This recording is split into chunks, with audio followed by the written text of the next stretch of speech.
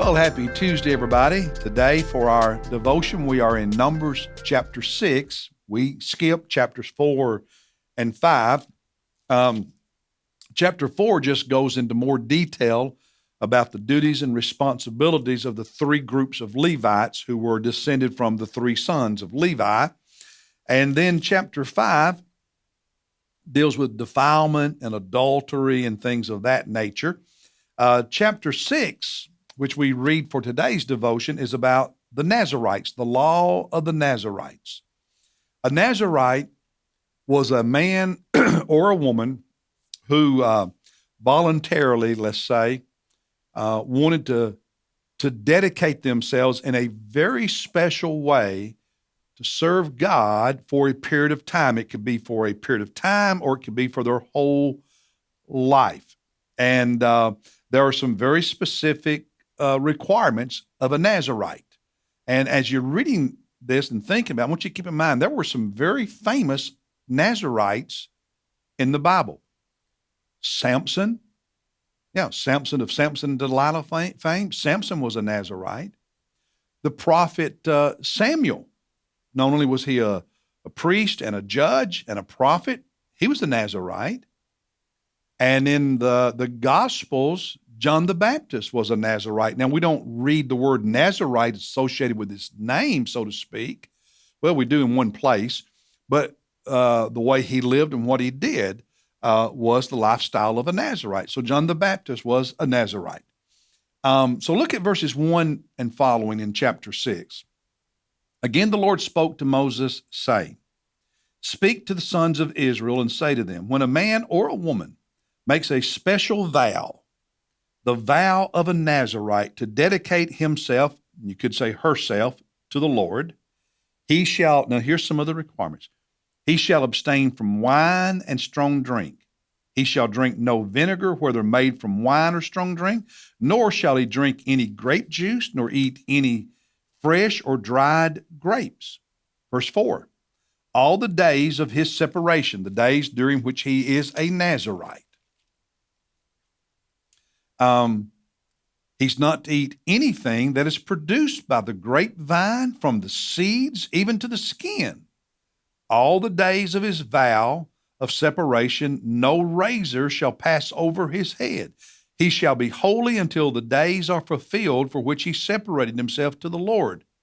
He shall let the locks of the hair of hair grow on his head grow long. For however long he's a Nazarite, where he made a vow for 6 months or 6 years or for his lifetime. Verse 6, all the days of his separation to the Lord, all the days he's a Nazarite or she's a Nazarite, he shall not go near to a dead person. And he goes on to say, even if his father, mother, sister, brother dies, because he would be defiled and have to go through a whole ceremony of purification and rededication and start his Nazarite vow over again. So no alcohol of any kind, no food with grapes of any kind.